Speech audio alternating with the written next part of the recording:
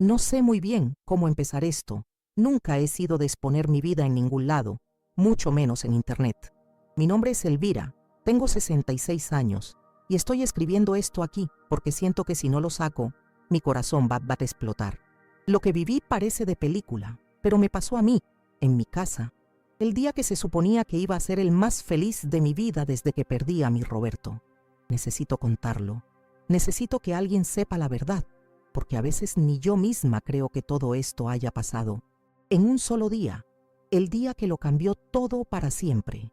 Aquel día empezó tan lleno de sol, de promesas. Me desperté incluso antes de que sonara el despertador, con ese nerviosismo en el estómago de buena ansiedad. ¿Saben? Era el día de mi crucero, el viaje que mi difunto esposo, Roberto y yo, planeamos durante años. Mirábamos los folletos, soñábamos con el mar del Caribe, con la brisa salada en el rostro. Él se fue antes de que pudiéramos realizarlo, y yo junté cada centavo, cada gota de valor, para hacer este viaje por los dos. Era más que un paseo, era un homenaje, una promesa que finalmente le estaba cumpliendo a él, a nosotros. Mis maletas ya estaban listas, apoyadas en la puerta desde hacía 2 días. Las revisé unas 5 veces esa mañana. La ropa para la cena del capitán, el protector solar, el libro que quería leer en el balcón del camarote. Todo parecía un sueño materializándose. Mi hija, Gabriela, y mi yerno, Diego, me iban a llevar al aeropuerto. Parecían tan felices por mí, ayudándome con las maletas, diciendo que yo merecía esa alegría. Abracé a mi hija tan fuerte esa mañana, sintiendo su perfume, y le agradecí a Dios por tenerla en mi vida. Mal sabía yo lo que se escondía detrás de ese abrazo. De camino al aeropuerto de Guadalajara, el tráfico era un caos, como siempre, pero a mí ni me importaba. Miraba por la ventana y todo parecía más bonito, más vivo. Diego conducía y hablaba de cómo la casa se quedaría vacía sin mí, pero que era por una buena razón. Gabriela, en el asiento de atrás, me tomaba la mano y me decía que sacara muchas fotos, que aprovechara cada segundo.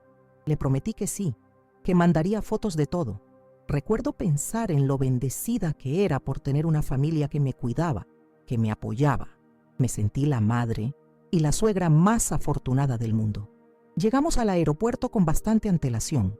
Ese ruido de gente yendo y viniendo, de anuncios de vuelos, de rueditas de maletas deslizándose por el suelo, para mí era la música del comienzo de mi aventura. Me despedí de ellos allí en el vestíbulo, con más abrazos y promesas de cuidarme. «Te amamos, mamá. Llama en cuanto llegues al barco», dijo Gabriela con los ojos brillantes. Diego me dio un abrazo y dijo: «Buen viaje, suegrita. Usted es una reina y merece el mundo». Me sentí flotando, la mujer más feliz de aquel aeropuerto. Fui a la fila de facturación con el corazón a 1000.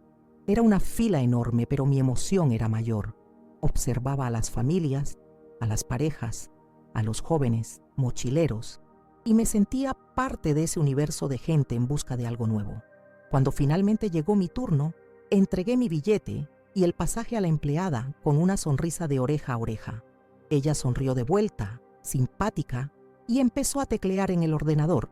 Todo iba perfectamente bien, exactamente como lo había ensayado en mi cabeza tantas veces. Estaba a un paso de mi sueño. Fue entonces cuando el mundo pareció detenerse por un instante. La chica del mostrador me miró con una expresión de disculpa y dijo la frase que daría inicio a mi pesadilla. «Señora, necesito su pasaporte para la facturación internacional». Se me heló la sangre. Pasaporte. El pasaporte. Estaba absolutamente segura de que lo había metido en el bolso de mano junto con los otros documentos. Empecé a rebuscar por todas partes, con el corazón latiendo descontrolado en el pecho. El bolso, los bolsillos de la maleta de mano, la cartera, nada. El pasaporte no estaba allí, se había quedado en casa. La desesperación fue inmediata y abrumadora. ¿Cómo pude ser tan estúpida? Después de tanta planificación, de tanto cuidado, un error tan primario. La empleada me dijo que me calmara, que si era rápida quizás todavía conseguiría volver a tiempo.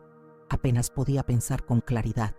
La imagen del barco zarpando sin mí de mi sueño deshaciéndose por una distracción tonta, era torturante. Cogí mi móvil con las manos temblorosas y llamé a Gabriela, explicándole la situación, con la voz entrecortada por el llanto de pura frustración y rabia conmigo misma. Ella contestó con esa voz de preocupación que hoy me da náuseas. «Dios mío, mamá, ¿cómo que no? Calma, respira hondo, no te desesperes». Dijo que ya estaban lejos, casi en el trabajo, y que sería más rápido que yo cogiera un taxi de vuelta. Me dijo que no me preocupara por el dinero del taxi, que lo importante era que no perdiera el vuelo. Diego cogió el teléfono y reforzó. «Ve volando, Elvira. Nosotros nos quedamos aquí animando. Piensa en el Caribe, no te rindas». Sonaban tan convincentes, tan genuinamente preocupados por mi viaje. Y así lo hice. Salí corriendo de la fila, arrastrando mi maleta de mano, y cogí el primer taxi que vi en la puerta del aeropuerto. Le expliqué la situación al conductor, un señor simpático, y le pedí que corriera todo lo que pudiera dentro de la ley, claro. Durante todo el trayecto de vuelta a mi casa, me fui recriminando, llamándome vieja olvidadiza, tonta. El sudor me corría por la frente, y cada minuto que el tráfico se paraba, se me revolvía el estómago de ansiedad. Solo podía pensar en coger ese documento y volver al aeropuerto. La ironía es que no paraba de pensar que tal vez ese olvido era una señal de la edad, que estaba empezando a flaquear de la cabeza, justamente lo que ellos usarían en mi contra. El taxista intentaba calmarme, diciendo que esas cosas pasan, que con las prisas una se lía, pero yo estaba inconsolable. Era el viaje de mi vida, la memoria de mi Roberto lo que estaba en juego. Me sentía una idiota, una completa idiota por haber cometido un error tan infantil y de principiante. Cuando el taxi finalmente paró frente a mi calle, casi salté del coche en marcha. La calle estaba silenciosa, tranquila, como siempre. Le pagué al conductor a toda prisa. Ni siquiera comprobé el cambio y corrí hacia la verja. Mi único pensamiento era entrar, coger el pasaporte que seguramente estaba en el cajón del escritorio y salir en menos de 2 minutos. Ya tenía la llave en la mano, lista, para abrir la puerta lo más rápido posible y volver a mi carrera contra el reloj. La casa estaba en silencio cuando giré la llave en la cerradura. Pensé que Gabriela y Diego realmente se habían ido directos al trabajo, como dijeron. Entré de puntillas, sin querer hacer ruido, por pura costumbre de quien ha vivido sola mucho tiempo. Cerré la puerta con el mayor cuidado del mundo para no hacer ese clic fuerte que suele hacer. Mi corazón todavía estaba disparado por la carrera y el estrés. Mi único foco era el escritorio en el pequeño despacho que estaba al fondo del pasillo.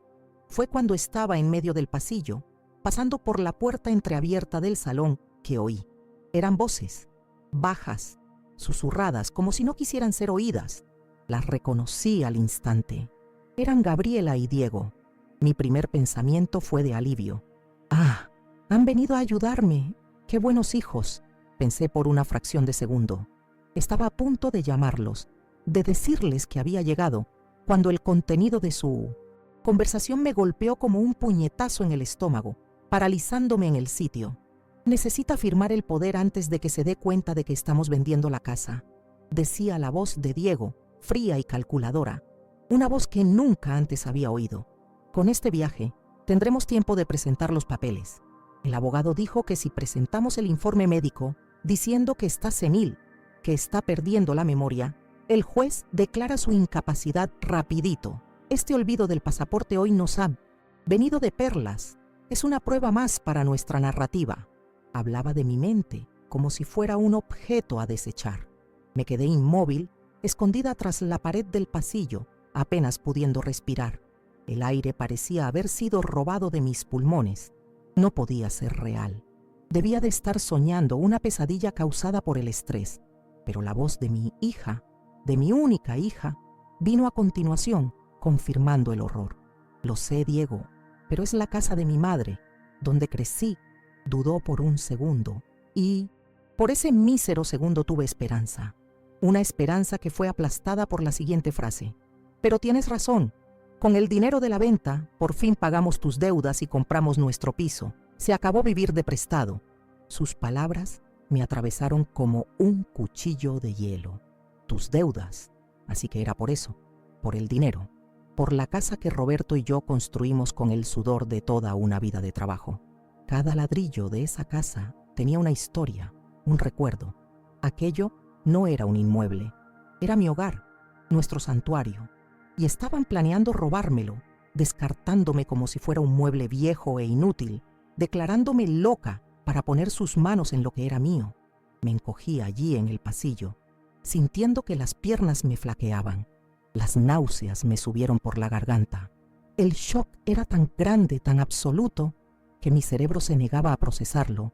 Mi hija, la niñita a la que amamanté, a la que enseñé a andar, a leer, la mujer a la que crié para ser honesta, para tener un buen corazón, estaba allí, a pocos metros de mí, conspirando para destruirme, para borrarme de mi propia vida. La traición era tan profunda, tan visceral, que el dolor físico era real y la conspiración continuaba. Cada palabra una nueva palada de tierra siendo arrojada sobre mí. Diego entonces reveló otra capa de su monstruosidad. Tranquila, mi amor. En cuanto entre el dinero lo resuelvo todo. Rosalía ya me está presionando por el alquiler y la pensión del niño. No aguanta más. ¿Rosalía? ¿Pensión? ¿Niño? ¿Qué niño? Un vértigo me golpeó con fuerza. No solo me estaba engañando a mí, estaba engañando también a mi hija. Mi mundo, que se había derrumbado con la traición de mi hija, ahora se pulverizaba. Diego, el yerno que acogí como a un hijo, que se sentaba en mi mesa y comía de mi comida, tenía otra familia, una doble vida secreta, financiada con las esperanzas y el futuro que le estaba robando no solo a mí, sino a su propia esposa. Gabriela estaba siendo utilizada, manipulada por un canalla, y estaba demasiado ciega para ver, o era demasiado cómplice para que le importara. En ese momento, no sabía qué era peor. No sé cuánto tiempo me quedé allí parada, encogida en el pasillo, conteniendo la respiración. Pareció una eternidad. Cada latido de mi corazón retumbaba en mi cabeza como un tambor de guerra, ahogando el sonido de la conversación asquerosa que seguía viniendo del salón. Sentía el sabor amargo de la bilis en la boca. Mi hogar, mi refugio seguro, de repente se había convertido en el escenario de una película de terror, y los monstruos eran las personas que más amaba en el mundo. La casa parecía respirar con ellos, las paredes cómplices de aquella traición. Me temblaban tanto las piernas que tuve que apoyarme en la pared para no caerme. Lo primero que se me pasó por la cabeza fue irrumpir en el salón gritando, desenmascarar a los dos, echarles en cara mi dolor y mi decepción. Quería ver la expresión en el rostro de Gabriela cuando se diera cuenta de que lo había oído todo. Quería abofetear a ese canalla de Diego hasta que confesara cada una de sus mentiras. La rabia era un fuego líquido subiendo por mi pecho, quemándolo todo, queriendo explotar en un acto de furia y desesperación. Pero algo me detuvo. Una voz fría y clara, que nunca había oído dentro de mí, me dijo que me quedara quieta. ¿Qué pasaría si entraba allí? Lo negarían. Diego, con su encanto de serpiente, le daría la vuelta a la tortilla. Dirían que estaba oyendo cosas, que la edad me estaba dejando confusa, paranoica. Mi reacción emocional, mis gritos, mi llanto, todo sería usado como prueba irrefutable de que había perdido el juicio. Me harían pasar por loca allí mismo y les habría entregado la victoria en bandeja. No, no podía darles ese poder. Mientras ellos seguían planeando mi fin, una nueva fuerza empezó a brotar entre las ruinas de mi corazón. Era una fuerza nacida del dolor más profundo, una lucidez helada que se apoderó de mí. La imagen de mi Roberto me vino a la mente. Él nunca fue un hombre de acobardarse. Siempre se enfrentó a las injusticias de frente, pero con inteligencia, con estrategia. Y yo era su esposa. No me iba a derrumbar. No iba a ser la viejecita senil que ellos querían que fuera. Mi pasaporte olvidado, la razón de toda esta vuelta seguía allí dentro, en el cajón. Y el viaje, el crucero de mis sueños, por un instante pareció una broma de mal gusto. ¿Cómo podía pensar en viajar, en relajarme, sabiendo el nido de víboras que dejaría atrás? Pero entonces la idea se invirtió en mi cabeza. El viaje ya no era una huida o un sueño. El viaje era mi arma. Mi ausencia sería mi coartada. Pensarían que estaba en el Caribe, ajena a todo, mientras yo, desde aquí, movería mis piezas. Tomé la decisión más difícil de mi vida allí, en ese pasillo oscuro y frío. Me iría, cogería mi pasaporte, volvería a ese aeropuerto y me subiría a ese avión. Fingiría que no había pasado nada. Mantendría la sonrisa en la cara, la voz animada, por teléfono. Interpretaría el papel de la madre feliz y un poco olvidadiza, que estaba cumpliendo su gran sueño. Y mientras ellos brindaban por el éxito de su sórdido plan, yo estaría planeando su ruina. El shock dio paso a una determinación de hierro. Con un cuidado que no sabía que poseía, empecé a retroceder. Di un paso hacia atrás, luego otro, sin quitar los ojos de la rendija de la puerta del salón. Cada tabla del suelo era un enemigo potencial, cada crujido un riesgo de ser descubierta. El miedo de que uno de ellos decidiera levantarse a por un vaso de agua y me viera allí era paralizante. Me movía como una ladrona dentro de mi propia casa, escapando no de un atracador, sino de mi propia familia. La sensación era la de estar ahogándome a cámara lenta. Finalmente llegué a la puerta de entrada. Giré el pomo con una lentitud torturante, rezando para que no hiciera ruido. El pequeño clic que hizo al abrir sonó como un disparo en el silencio de la casa y me congelé, esperando oír un «¿Quién anda ahí?». Pero nada. Seguían inmersos en su conspiración. Me deslicé hacia afuera y cerré la puerta con el mismo cuidado hasta oír el portazo final. El aire de la calle, antes cargado y cálido, ahora parecía fresco, puro. Respiré hondo, como si estuviera emergiendo de un lugar sumergido y podrido.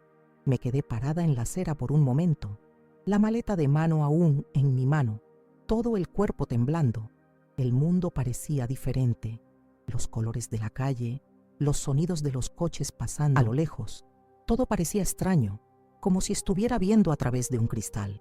El taxi ya se había ido, por supuesto. Estaba sola con la verdad más devastadora que una madre puede enfrentar. Miré la fachada de mi casa. Ya no era mi hogar, era el cuartel general del enemigo. El pasaporte. Había vuelto por él y me fui sin él. La ironía era cruel, pero no podía volver a entrar allí. No ahora. Necesitaba pensar. Necesitaba calmarme antes de dar el siguiente paso. Caminé hasta la pequeña plaza que hay al final de la calle, un lugar donde llevaba a Gabriela a jugar cuando era pequeña. Los dulces recuerdos de ese lugar ahora parecían envenenados, manchados por la realidad en la que se había convertido. Me senté en un banco de hierro frío, debajo de un árbol. Allí, sentada en ese banco, con el ruido de los pájaros y el zumbido lejano de la ciudad, dejé caer la primera lágrima, luego otra y otra más. No era un llanto de desesperación, sino de luto. Estaba de luto por la hija que creía tener, por el yerno que acogí, por la confianza que fue asesinada a sangre fría. Lloré en silencio, dejando que el dolor saliera para que no me consumiera por completo. Necesitaba limpiar el terreno para poder construir lo que vendría a continuación. Necesitaba ayuda. Era una señora de 66 años, no una espía. Sola no conseguiría nada. Ellos eran dos, jóvenes y elocuentes. Necesitaba a alguien que supiera cómo lidiar con este tipo de suciedad. Alguien en quien pudiera confiar ciegamente. Y solo un nombre me vino a la mente: Joaquín. Joaquín era el abogado de la familia desde hacía décadas, amigo íntimo de mi Roberto. Era como un hijo para nosotros. Si existía una persona en el mundo que me creería y me ayudaría a luchar, esa persona era él. Cogí el móvil, las manos todavía un poco temblorosas, y marqué el número de su despacho. La secretaria contestó y pedí hablar con él. Dije que era urgente. Mi voz sonaba extraña, ronca por el llanto contenido, pero intenté mantener la firmeza. Mientras esperaba en la línea, la segunda parte de mi plan empezó a formarse. Necesitaba pruebas. La palabra de una vieja senil contra la de una pareja joven y preocupada no valdría nada. Necesitaba que se incriminaran a sí mismos. Joaquín contestó con su voz calmada y profunda de siempre. Elvira, qué sorpresa. Pensé que a estas horas ya estarías volando sobre el océano. ¿Ha pasado algo? Intenté sonar lo más normal posible. Joaquín, mi querido, ha surgido un imprevisto. Necesito tu ayuda y necesito que sea en secreto absoluto. No puedo hablar mucho ahora, pero las cosas son muy graves. Tuve que hacer una pausa para controlar el temblor en mi voz, para no derrumbarme allí mismo, por teléfono. Se dio cuenta de la urgencia en mi tono. Te escucho, Elvira. Di lo que necesitas. Respiré hondo y dije, he olvidado mi pasaporte. Necesito que alguien lo recoja en mi casa por mí, sin que Gabriela o Diego sepan que ha sido a petición mía. Y una cosa más. Necesito el contacto de un detective privado, el mejor que conozcas. Hubo un silencio al otro lado de la línea, un silencio pesado. Sabía que estaba procesando la extrañeza de mi petición. Estaba pidiendo invadir mi propia casa y contratar a un investigador el día de mi viaje soñado. Elvira, ¿qué está pasando? ¿Estás en peligro? La preocupación en su voz era genuina, y eso me dio una pizca de consuelo. No puedo explicarlo ahora, Joaquín. Por favor, solo confía en mí. Te llamaré desde el barco, desde un lugar seguro, y te lo contaré todo, todo. Por ahora, solo necesito que hagas esto por mí, por la memoria de Roberto. Ayúdame. Usar el nombre de mi esposo era mi último recurso, y funcionó. Le oí suspirar al otro lado. De acuerdo, Elvira. Confío en ti, dijo finalmente. Voy a mandar a un mensajero de confianza a buscar el documento. ¿Dónde está la llave de repuesto? Le dije dónde estaba, escondida en el mismo sitio desde hacía 20 años. Y en cuanto al detective, te voy a pasar el listo tentetesis, dijo. Contacto de una mujer excelente, discreta y muy eficiente. Te lo mando por mensaje ahora mismo. Elvira, cuídate, por favor. Colgué el teléfono sintiendo un pequeño alivio. El primer paso estaba dado. Ya no estaba sola en esta guerra. Miré el mensaje que llegaba con el nombre y el teléfono. Jimena, investigadora privada. Guardé el número y borré el mensaje. Ahora tenía que volver al aeropuerto. Tenía que continuar el teatro. Me levanté del banco, me arreglé la ropa, me sequé la cara y respiré hondo. La mujer que se levantó de ese banco no era la misma que había salido de casa esa mañana, llena de alegría ingenua. Esa mujer había muerto en el pasillo de su casa. La que estaba allí ahora era una superviviente y tenía una misión. Llamé a otro taxi. De camino de vuelta al aeropuerto, el trayecto que antes había sido de agonía, ahora era de una planificación fría. Repasaba la conversación de ellos en mi mente, cada detalle, la narrativa que estaban construyendo, el informe, médico falso, la otra familia de Diego, las deudas. Todo era una pieza del rompecabezas que necesitaba montar. Ya no sentía el dolor agudo de antes, sino una rabia helada y enfocada. Mi crucero en el Caribe no sería de descanso. Sería mi oficina flotante, mi centro de operaciones. Cuando llegué al aeropuerto por segunda vez, ya era otra persona. El mensajero de Joaquín ya me esperaba cerca del mismo mostrador de facturación, un chico joven que me entregó un sobre con una discreción profesional. Dentro estaba mi pasaporte. Agradecí con un gesto de cabeza y se fue. Volví a la fila, esta vez sin ansiedad, sin alegría. Estaba concentrada, como un soldado yendo a la batalla. Haría la facturación, pasaría por seguridad y me subiría a ese avión. Y el juego iba a empezar. Con el pasaporte finalmente en manos, el resto del proceso en el aeropuerto fue casi automático, como si estuviera viendo a otra persona en mi lugar. Entregué el documento a la misma empleada de antes, que me dedicó una sonrisa de alivio. «Qué bueno que le ha dado tiempo, señora. Tenga un excelente viaje». Le devolví la sonrisa, una sonrisa que no llegó a mis ojos. Era una máscara, la primera de muchas que tendría que usar en las próximas semanas. Le di las gracias y seguí adelante tirando de mi maleta. Pasé por el detector de metales, me quité los zapatos, puse el bolso en la cinta, todo de forma mecánica, mientras mi mente trabajaba a 1000 por hora. A mi alrededor, la gente seguía en su propio mundo de expectativas y despedidas. Una pareja se besaba apasionadamente. Una madre intentaba calmar a un bebé que lloraba. Horas antes, me sentía parte de todo aquello. Ahora era una extraña, una observadora cargando un secreto tóxico que me aislaba de todo el resto de la humanidad. Nadie allí podría imaginar la guerra que se estaba declarando dentro de mí. Mientras esperaba en la puerta de embarque, busqué el asiento más aislado que encontré, lejos de las familias ruidosas y los grupos animados. Me senté frente al gran ventanal que daba a la pista, viendo los aviones maniobrar. El avión que me llevaría lejos, a mi falsa libertad, estaba allí, siendo abastecido. Era real. Realmente estaba haciendo aquello. Cogí el móvil y miré el número que Joaquín me había mandado. Jimena. Era hora de hacer la segunda llamada más importante de mi día.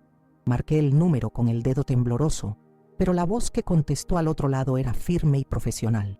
Jimena, sin rodeos. Eso me gustó. Mi nombre es Elvira. Joaquín, el abogado, me ha pasado su contacto. Necesito sus servicios. Es un asunto de familia, extremadamente delicado y urgente. Hablé bajo, casi susurrando, vuelta hacia el cristal para que nadie leyera mis labios u oyera mi conversación. Me sentía una criminal, pero ellos eran los verdaderos bandidos. Le expliqué, de forma resumida, lo que necesitaba. No entré en todos los detalles emocionales, solo en los hechos. Mi hija y mi yerno están en mi casa. Creo que están planeando un fraude en mi contra. Necesito vigilancia en la casa, 24 horas al día. Y necesito que investigue la vida de mi yerno, Diego. La vida que lleva cuando no está con mi hija. Sospecho que existe otra familia. Cada palabra era difícil de decir.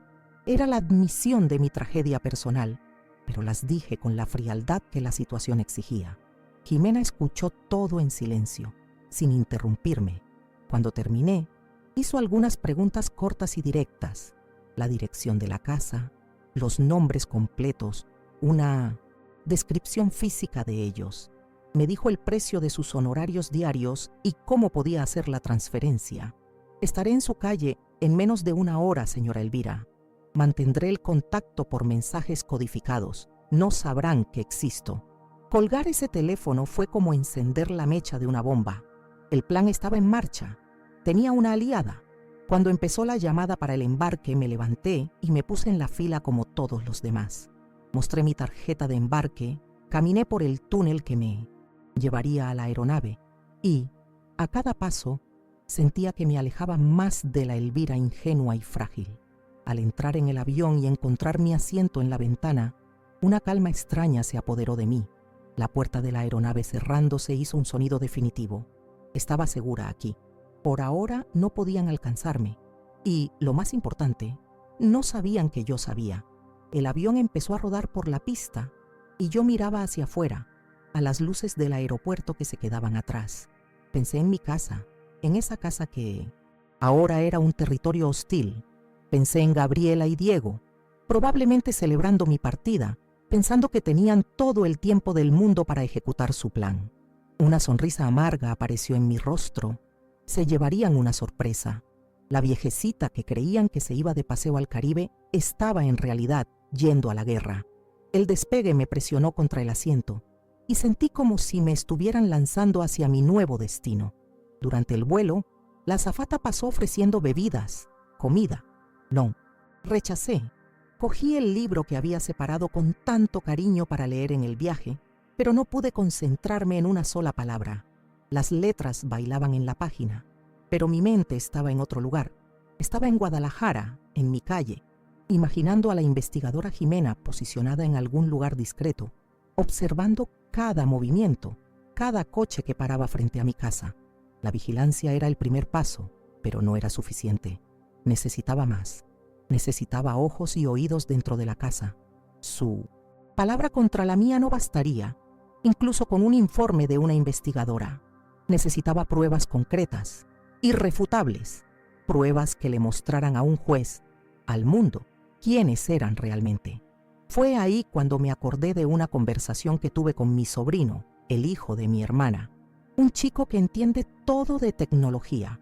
Había instalado un sistema de seguridad en su casa que podía ver desde el móvil, con cámaras minúsculas. La idea se encendió en mi cabeza con una claridad deslumbrante. Cámaras ocultas. Necesitaba instalar cámaras en mi propia casa, en el salón, en la cocina, en el despacho donde probablemente se reunían para tramar.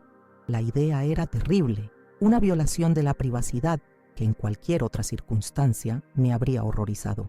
Pero ellos ya habían violado todo lo que era sagrado.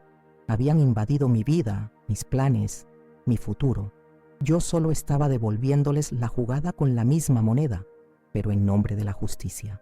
Cogí una servilleta de papel y un bolígrafo que tenía en el bolso. Empecé a hacer una lista. 1. Llamar a Joaquín en cuanto aterrice. 2. Pedirle que compre las mejores microcámaras con audio disponibles, cámaras que se pudieran acceder de forma remota. 3. Contratar a un técnico de confianza, recomendado por Joaquín, para hacer la instalación. Pero ¿cómo? ¿Cómo instalar las cámaras sin que se dieran cuenta? La casa estaría ocupada por ellos. La solución tendría que ser rápida e inteligente. Quizás el técnico podría hacerse pasar por un empleado de la compañía de Internet, diciendo que necesitaba hacer un mantenimiento en el módem. O quizás un fumigador por una supuesta plaga. La excusa tendría que ser perfecta, incuestionable, y tendría que ocurrir rápido antes de que avanzaran con el plan del informe médico y de la interdicción. El tiempo era mi mayor enemigo y mi mayor aliado. Miré por la ventana del avión. El cielo estaba oscuro, salpicado de estrellas. Abajo, una alfombra de nubes blancas. Estaba literalmente por encima de todo, flotando en una caja de metal a miles de metros de altura. Esa distancia física me dio la perspectiva que necesitaba. El dolor todavía estaba allí, una brasa ardiendo en el fondo de mi pecho, pero ahora estaba cubierta por capas de hielo, de pura y calculada estrategia. El luto por mi hija tendría que esperar. Ahora era hora de luchar. Pensé en Roberto. ¿Qué haría él? Roberto era un hombre justo pero implacable con quien actuaba de mala fe. Me diría que no llorara, sino que luchara. Me diría que nuestro hogar, nuestro legado, valía cualquier batalla. Sentí su presencia allí conmigo, no de una manera fantasmagórica, sino como una fuerza dentro de mí, dándome el coraje para continuar lo que había empezado. No estaba haciendo esto solo por mí, lo estaba haciendo por él también, por nuestra historia. El vuelo fue largo. No dormí ni un solo minuto. Mi mente era un torbellino de planes y contraplanes. Pensaba en cada rincón de la casa, decidiendo los mejores lugares para esconder las cámaras. Una en la maceta de plantas del salón, otra disfrazada en un portarretratos en el despacho, una en la cocina, quizás en uno de esos adornos de nevera. Necesitaba ver y oír todo. Cada conversación, cada llamada, iba a convertir mi casa en una trampa. Cuando el comandante anunció que estábamos iniciando los procedimientos de aterrizaje en nuestro destino, no sentí la emoción de una turista. Sentí la adrenalina de una agente secreta llegando a territorio enemigo. El crucero no era el destino final, era solo una base de operaciones. Mi verdadero destino era la sala de un tribunal, donde la verdad finalmente saldría a la luz. Y no descansaría hasta llegar allí, con todas las pruebas que necesitaba en la mano. Al desembarcar, lo primero que hice no fue admirar el aeropuerto nuevo o sentir el aire cálido del Caribe. Fue encontrar un rincón discreto para volver a llamar a Joaquín. Necesitaba pasarle las nuevas instrucciones. Necesitaba poner en marcha la segunda fase de mi plan lo más rápido posible. La mujer que bajó de ese avión era la personificación de la calma por fuera y de una tormenta por dentro. Nadie podría sospechar. Llamé a Gabriela desde el taxi, de camino al puerto donde me esperaba el barco. Tuve que forzar la voz para sonar animada, cansada del viaje, pero feliz. Hija, he llegado. El viaje ha sido genial. Voy para el barco ahora. Mando fotos en cuanto embarque. Ella respondió con la misma falsedad cariñosa. Qué bien, mamá. Descansa mucho. Disfruta mucho. Te queremos. Yo también os quiero, respondí. Y al decir eso, sentí que un trozo de mí moría. La conversación fue corta, pero me exigió una energía descomunal. Fingir normalidad con quien sabes que te está apuñalando por la espalda es una de las cosas más difíciles que un ser humano puede hacer.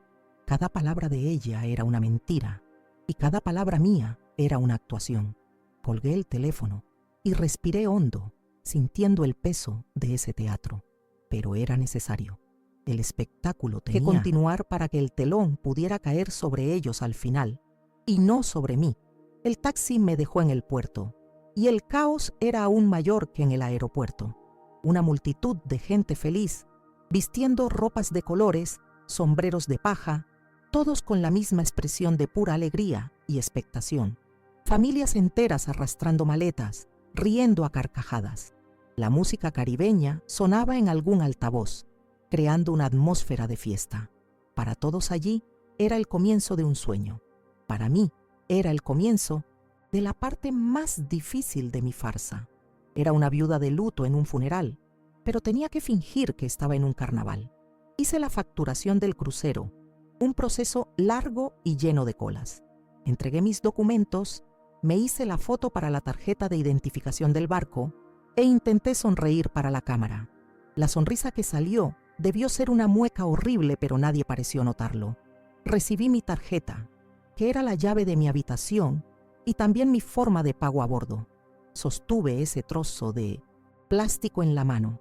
Era la llave de mi celda de lujo, de mi escondite flotante. Con ella en mano, seguí el flujo de gente hacia el interior de ese monstruo de metal gigantesco que era el barco. Encontrar mi camarote fue una odisea.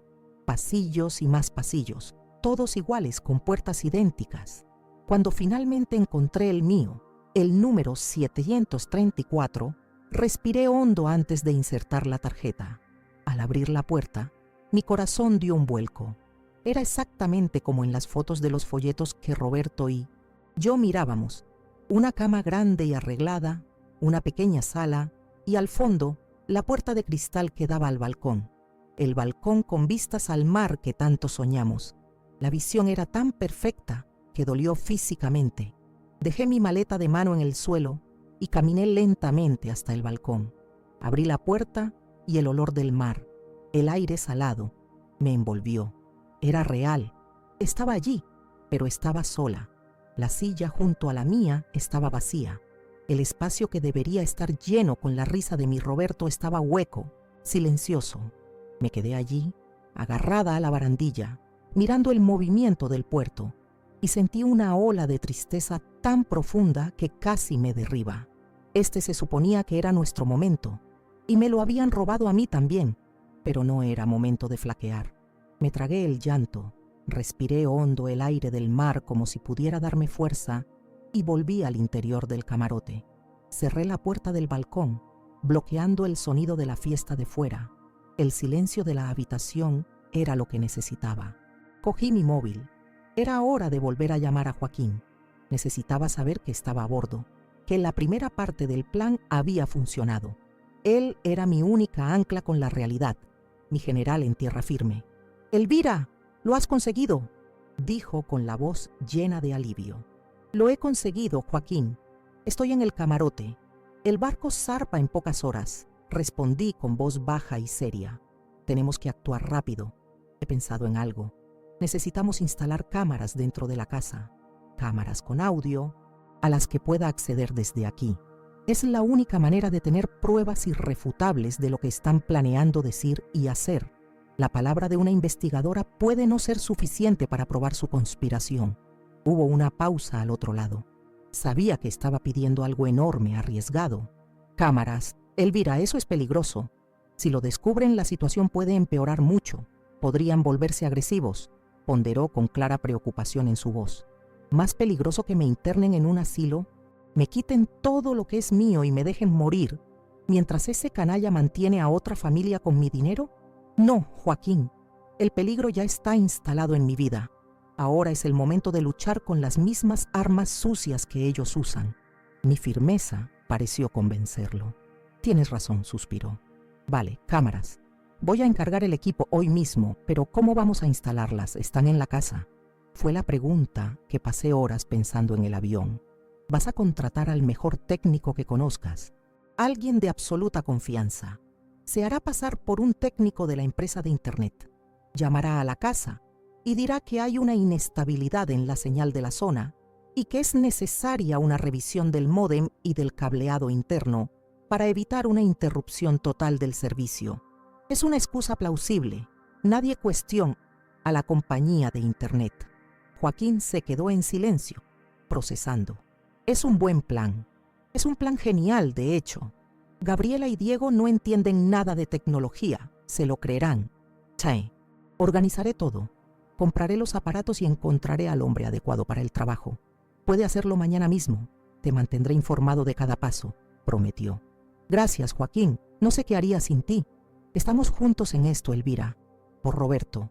Ahora ve. Intenta respirar un poco. Déjamelo a mí por ahora. Colgué y me senté en el borde de la cama. El plan estaba trazado. Era arriesgado, demencial, pero era el único camino. La sirena del barco sonó alta y prolongada. Un sonido grave que vibró a través del suelo del camarote. Era el anuncio de la partida. Me levanté y fui al balcón de nuevo. Lentamente, el barco empezó a alejarse del muelle. La gente que saludaba desde el muelle se fue haciendo cada vez más pequeña. Las luces de la ciudad empezaron a distanciarse. Lo estaba dejando todo atrás. Ver la tierra firme alejarse me dio una sensación extraña y contradictoria. Por un lado, era el aislamiento total. Estaba en un trozo de metal en medio del océano, lejos de todo y de todos. Pero por otro, era una liberación. La distancia me daba seguridad. Mientras estuviera aquí, no podrían tocarme, no podrían ejecutar la parte final de su plan. Había ganado tiempo, el bien más preciado que podía tener en ese momento. A cada metro que el barco avanzaba, me sentía más en control. Pasé las horas siguientes en el balcón, viendo el sol ponerse en el horizonte. Los colores del cielo, de un naranja rojizo, eran preciosos, pero no podía apreciarlos.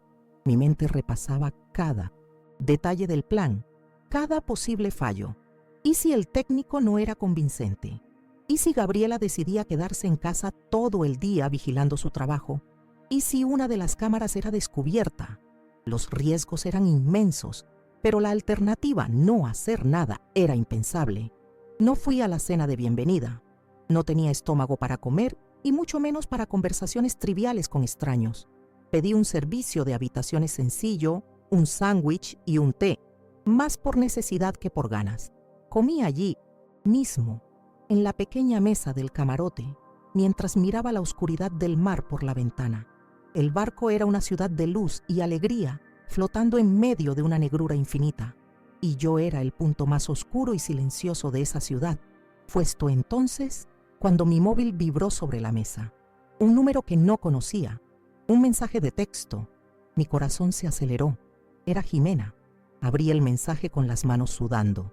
El texto era corto, casi un código, como había prometido. Paquete entregado en dirección A. Vehículo plata, matrícula XYZ, salió a las 18:30. Seguido. Destino, dirección B, barrio Santa Teresita. Permaneció 1 hora, enviando fotos de la dirección B. Se me contrajo el estómago. Dirección B, el nido de la otra. Debajo del mensaje se cargaron 2 fotos. Una mostraba la fachada de una casa sencilla, en un barrio que conocía, un barrio de trabajadores. La otra foto me dejó sin aliento. Fue tomada de lejos, con zoom, pero era inconfundible. Diego estaba en la puerta de esa casa, abrazando a una mujer, y a su lado, un niñito, de unos 4 o 5 años, de su mano. Era real. La otra familia era real. Ver esa imagen fue como recibir otro puñetazo, pero esta vez estaba preparada. Ya no había shock, solo una confirmación fría y amarga de lo que ya sabía. Ese hombre era un monstruo. Estaba construyendo una vida con mi dinero, el dinero de mi sudor, del sudor de mi difunto esposo, mientras destruía la vida de mi hija y la mía. La rabia que sentí en ese momento fue diferente. No era caliente y explosiva, era una rabia fría, cortante, que me dio aún más enfoque. Copié las fotos y se las envié inmediatamente a Joaquín, sin ningún texto. Él lo entendería. Esa imagen era la prueba de la motivación, la prueba del fraude, la prueba del carácter de ese hombre. Aquello sería usado en su contra de una forma devastadora. Hice bien en investigar. Cada centavo pagado a Jimena ya estaba valiendo la pena. Ella era mis ojos en tierra y me estaba mostrando la verdad que necesitaba para derribarlos. Sentí un escalofrío recorrer mi cuerpo, a pesar del aire cargado de la noche caribeña. Ese niñito de la foto, él no tenía la culpa de nada. Era una víctima inocente más en medio de la podredumbre de su padre. Y la mujer, Rosalía, como la llamó Diego, ¿sabría ella de mí? ¿Sabía de Gabriela? ¿O era ella también una víctima, engañada por la misma labia, por el mismo encanto falso? En ese momento, no pude sentir rabia hacia ella, solo una tristeza inmensa por la telaraña de mentiras que ese hombre tejía a su alrededor, destruyendo la vida de todos los que tocaba. Guardé el móvil. Miré de nuevo la inmensidad oscura del océano. Mi pequeña y dolorosa tragedia familiar parecía tan pequeña ante ese universo de agua y estrellas. Pero era mi vida, era mi honor, era mi casa, y lucharía por ella con cada fibra de mi ser. El primer día de mi misión había sido un éxito. Había escapado, había establecido mis alianzas y había conseguido la primera prueba. La guerra no había hecho más que empezar. El suave balanceo del barco, que debería haberme acunado para dormir, esa noche sirvió para mantenerme despierta. Cada ola allá afuera parecía un nuevo pensamiento, una nueva estrategia formándose en mi mente. Ya no era Elvira, la viuda. No era Elvira, la madre traicionada. Era Elvira, la estratega. Y usaría cada minuto de ese viaje, cada recurso que tuviera, para preparar el escenario para el acto final. Y cuando se abrieran los telones, la verdad sería el único foco de luz, y ellos estarían en el centro, expuestos y solos. El segundo día en el barco amaneció con un sol radiante que entraba por la puerta del balcón e iluminaba todo el camarote. Para cualquier otra persona, sería una invitación a un día de alegría y descanso.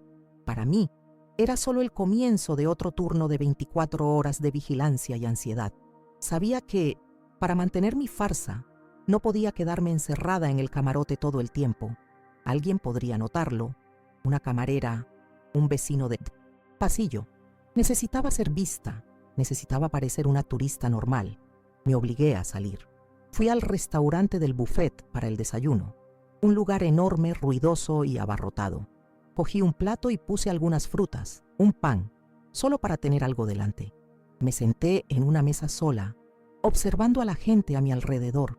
Reían, hablaban de los planes para el día, de a qué piscina irían. Me sentía como un fantasma en medio de la fiesta, presente en cuerpo, pero con el alma a miles de kilómetros de distancia, en una casa en Guadalajara. Después del desayuno caminé por las cubiertas superiores. El viento era fuerte, el sol cálido. Decenas de personas se bronceaban en las tumbonas, con música alta sonando. Me quedé por allí unos minutos, lo suficiente para ser notada, para que mi presencia fuera registrada. Respondí con un gesto de cabeza a una pareja que me sonrió. Cada interacción social era un esfuerzo tremendo, un acto de teatro que me agotaba por dentro. Solo quería volver a la seguridad y el silencio de mi camarote, cerca de mi móvil, que era mi única conexión con lo que realmente importaba. Finalmente, pude retirarme a mi refugio. Pasé el resto de la mañana y el comienzo de la tarde en un estado de pura agonía y expectación. Era el día. Hoy Joaquín pondría en práctica el plan de las cámaras. Caminaba de un lado a otro en el camarote, de la cama al balcón, del balcón a la puerta. Miraba el móvil cada 30 segundos. Cada hora que pasaba sin noticias era una tortura. Mi imaginación creaba los peores escenarios posibles. Un desfile de desastres que me dejaba con el estómago revuelto. ¿Y si el técnico no aparecía? ¿Y si Gabriela era hostil y no lo dejaba entrar? Peor. ¿Y si Diego, que quizás era más listo y desconfiado, se daba cuenta de que había algo raro? Podría registrar el equipo del técnico, descubrir las cámaras. El pensamiento me dejaba sin aire. Si el plan fallaba, perdería mi única oportunidad de obtener las pruebas que necesitaba. Se pondrían en alerta y yo tendría que volver a casa derrotada para caer directamente en su trampa. Sobre las 2 de la tarde, hora de México, mi móvil finalmente vibró. Era un mensaje de Joaquín. Mi corazón se paró. Carlos, el técnico, está en camino. Debe llegar en 15 minutos. La excusa es un mantenimiento obligatorio en la red de fibra del barrio para mejorar la señal. Tiene una orden de servicio falsa. Todo parece oficial. Mantén la calma. Ahora toca esperar. Mantener la calma. Era como pedirle a alguien que no se mojara en medio de una tormenta. Me senté en la silla del balcón, con las manos clavadas en los brazos del asiento. Miraba la inmensidad azul del mar, pero no la veía.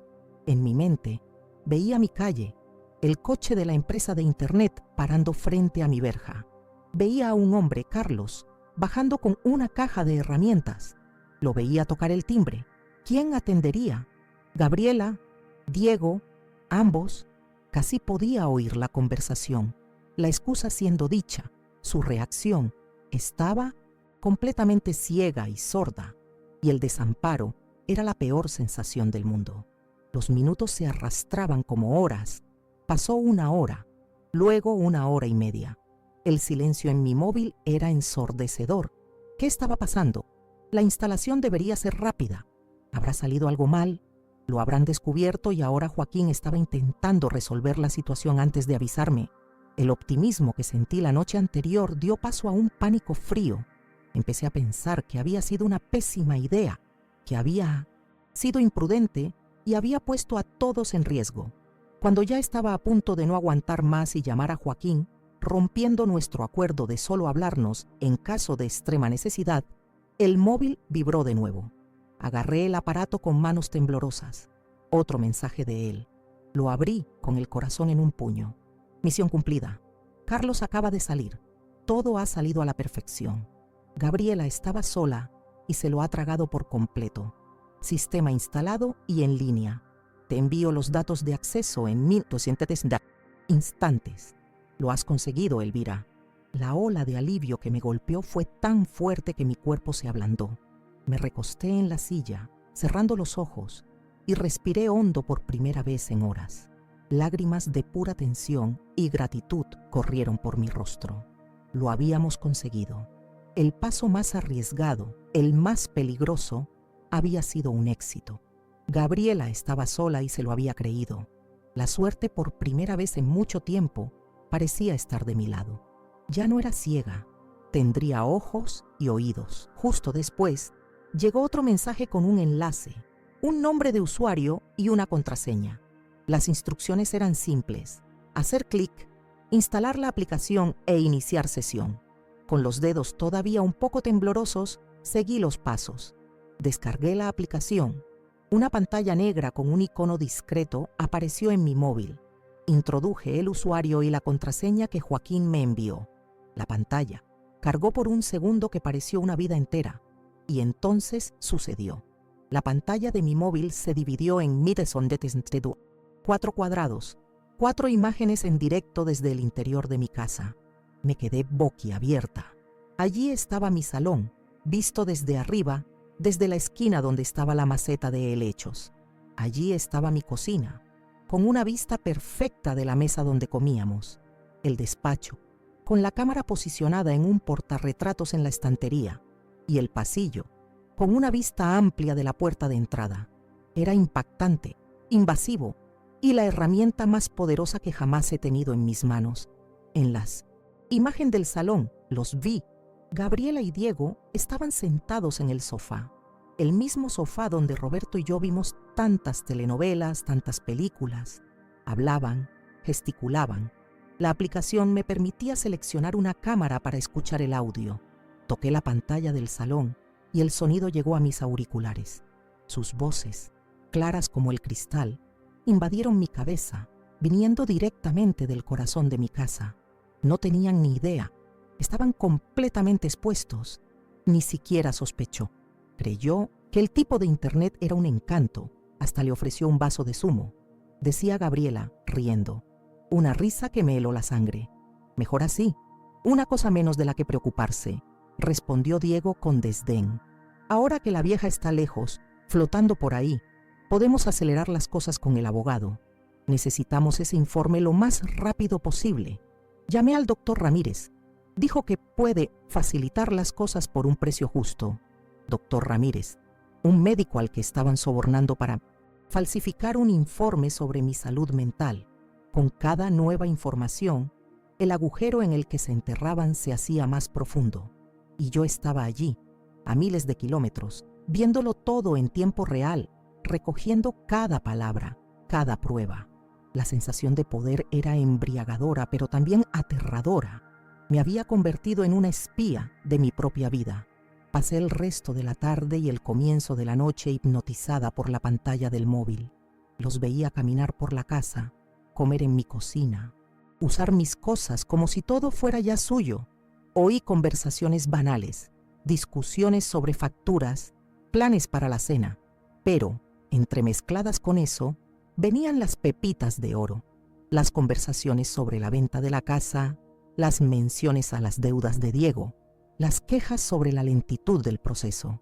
En un momento, vi a Diego coger el teléfono e ir al patio, pensando que allí tendría más privacidad, pero la cámara del despacho, posicionada cerca de la ventana, captaba el sonido perfectamente. Le pinto centos de té. Oí hablar con la otra, con Rosalía. Su voz era melosa, diferente a la que usaba con mi hija. Calma, mi amor. Solo un poco más de paciencia. El dinero os va a salir. La vieja Gagá está en un crucero y la tonta de Gabriela está haciendo todo lo que le mando. Pronto compramos nuestra casa, bien lejos de aquí. Vieja Gagá, tonta de Gabriela. Así se refería a nosotras, las dos mujeres a las que estaba manipulando y robando. Mi hija, ciega de pasión o de codicia, siendo llamada tonta por el pest, hombre con el que planeaba su futuro. En ese momento, junto con la rabia por mí, sentí una punzada de pena por Gabriela. Estaba siendo tan engañada como yo, pero era cómplice de su propia desgracia, y eso era algo que no podía entender. Apagué el audio por un momento. Era demasiado para asimilar de una vez. Miré mi reflejo en la pantalla oscura del móvil. Vi el rostro de una mujer mayor, con arrugas de preocupación que no estaban allí hacía unos días, pero mis ojos tenían un brillo diferente. No, era de alegría, sino de determinación. Ya no era una víctima pasiva, era la directora de ese espectáculo de horrores, y solo estaba esperando el momento adecuado para el último acto. Esa noche, fui a cenar al salón principal del barco. Me puse uno de los vestidos que había comprado con tanta alegría para el viaje. Me senté en una mesa, pedí un plato que apenas toqué e incluso intercambié algunas palabras amables con una pareja de ancianos de la mesa de al lado. Estaba interpretando mi papel, la viuda feliz, disfrutando de la vida. Nadie podría imaginar que en mi bolsillo mi móvil transmitía en directo la traición que se desarrollaba en mi casa. Mientras el violinista tocaba una música suave en el escenario, yo oía, a través de un único auricular discretamente colocado, a Diego y Gabriela discutiendo sobre el valor de venta de mi casa. Buscaban en sitios web inmobiliarios, evaluando el precio de mi hogar, de mi pasado, de mi futuro. Y yo allí, viéndolo todo, sintiendo que el odio y el dolor se transformaban en una fuerza fría e inquebrantable. Su espectáculo no había hecho más que empezar, pero mi guión ya estaba escrito, y el final no sería feliz para ellos. Los días siguientes del crucero pasaron como un borrón. El barco atracó en puertos de nombres exóticos, lugares con playas de arena blanca y mar azul turquesa que solo había visto en postales. Bajaba en cada uno de ellos, por obligación. Caminaba por los mercados de artesanía, miraba los escaparates e incluso pedía a otros turistas que me hicieran fotos. Yo, sonriendo frente a un cocotero. Yo, con un sombrero de paja, saludando desde un balcón de colores. Enviaba esas fotos a Gabriela con leyendas alegres. «Mira qué paraíso, hija, pensando en vosotros». Cada clic era una mentira, una pieza más en mi coartada. Mientras mi cuerpo estaba allí, en ese escenario de vacaciones, mi mente y mi alma estaban atrapadas en la pequeña pantalla de mi móvil, en las colas para las excursiones, en el autobús turístico. Por la noche en mi camarote, siempre estaba con un auricular, escuchando mi casa ser profanada por planes y susurros. La disonancia era enloquecedora. En un momento, estaba mirando la belleza de un arrecife de coral y al siguiente oía a Diego por teléfono con el tal doctor Ramírez, negociando el precio de mi cordura. Sí, un lapsus de memoria por aquí, una confusión por allá. Puede esmerarse en el informe, doctor. Seré muy generoso. Lo recopilé todo, cada conversación, cada llamada. Grabé la llamada en la que Gabriela, con voz vacilante, le preguntaba a Diego si no estaban yendo demasiado lejos, y él la manipulaba, diciendo que era un acto de amor para protegerme de mí misma y garantizar su futuro. Grabé a Diego prometiéndole a Rosalía que en 2 meses estarían en una casa nueva, que la herencia estaba a punto de salir. Jimena, la investigadora, me enviaba informes diarios, fotos de Diego entrando en un edificio de oficinas que no era su trabajo, extractos tarjetas de crédito que Joaquín conseguía por medios legales, mostrando compras en tiendas de bebé. La montaña de pruebas crecía cada día. Envié cada grabación, cada foto, cada documento al correo electrónico seguro de Joaquín. Él era mi arsenal y Joaquín mi general, organizándolo todo, preparando la batalla legal que vendría. Me llamaba una vez al día, por la noche, con actualizaciones. La petición para mi interdicción ya había sido redactada por su abogado. El informe del doctor Ramírez estaba listo, esperando solo una firma. Se estaban moviendo rápido, pero yo siempre estaba un paso por delante, observando desde las sombras. El último día del crucero llegó. El viaje de vuelta fue silencioso, melancólico. Ya no había la furia fría, ni la adrenalina del espionaje. Solo había un peso en mi corazón, una profunda tristeza por lo que estaba a punto de hacer. Iba a destruir a mi hija para salvarme. No había victoria en ese sentimiento. En el avión de vuelta a Guadalajara, miraba las nubes y pensaba en la niñita que crié, en la joven llena de sueños. ¿Dónde se había perdido? ¿Cómo no me di cuenta del monstruo que había dejado entrar en su vida y en su corazón? Como habíamos acordado, me estaban esperando en el aeropuerto. Gabriela corrió a abrazarme, con una sonrisa que ahora me parecía una máscara de goma. «Mamá, ¿qué te echamos de menos? Te ves genial. Estás bronceada». Diego vino justo detrás, ayudándome con la maleta, con la misma simpatía falsa. «Bienvenida, Dede. Vuelta, suegrita. El Caribe te ha sentado bien, ¿eh?» Los abracé, interpreté mi papel por última vez. Fue maravilloso, mis hijos, pero echaba de menos mi casa. En el coche me preguntaban por el viaje y yo respondía con las historias ensayadas, las mismas de las fotos que envié.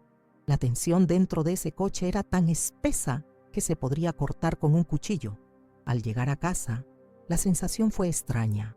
La casa estaba limpia, ordenada, pero parecía violada, contaminada. Me ayudaron a las maletas. «Mamá, siéntate un poco, descansa.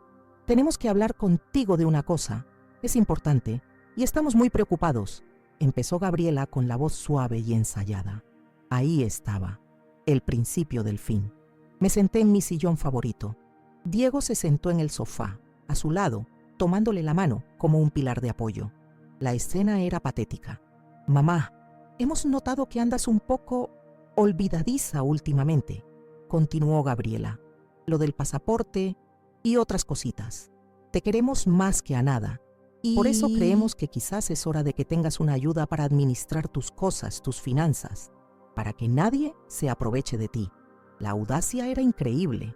Estaban ejecutando el guión palabra por palabra, el mismo guión que les oí ensayar durante días. Me quedé en silencio, simplemente mirándolos, dejando que se enredaran más y más en su propia telaraña de mentiras. «Lo que tu hija está intentando decir, Elvira», intervino Diego con su tono paternalista asqueroso, «es que hemos encontrado una forma de protegerte, un procedimiento legal sencillo para que Gaby y yo podamos encargarnos de todo por ti, para que no tengas que preocuparte de nada, solo de disfrutar de la vida». Sonreía, esa sonrisa de serpiente. Era mi señal. Respiré hondo y la calma que me invadió fue aterradora. ¿Un procedimiento legal? Qué interesante, Diego. ¿Te refieres a una declaración de incapacidad basada en un informe médico falso de un tal doctor Ramírez? El cambio en el salón fue instantáneo. Las sonrisas murieron. El rostro de Gabriela se puso blanco como el papel. Diego tragó saliva, la máscara de buen chico deshaciéndose ante mis ojos. «¿De qué estás hablando, mamá? ¿Qué médico? Estás confundida», tartamudeó Gabriela. Cogí mi móvil, que ya estaba en mi mano. «¿Confundida? No, hija. Creo que nunca he estado tan lúcida en toda mi vida. Quizás esto ayude a refrescar tu memoria. y le di al play. La voz de Diego, clara y nítida, llenó el silencio del salón.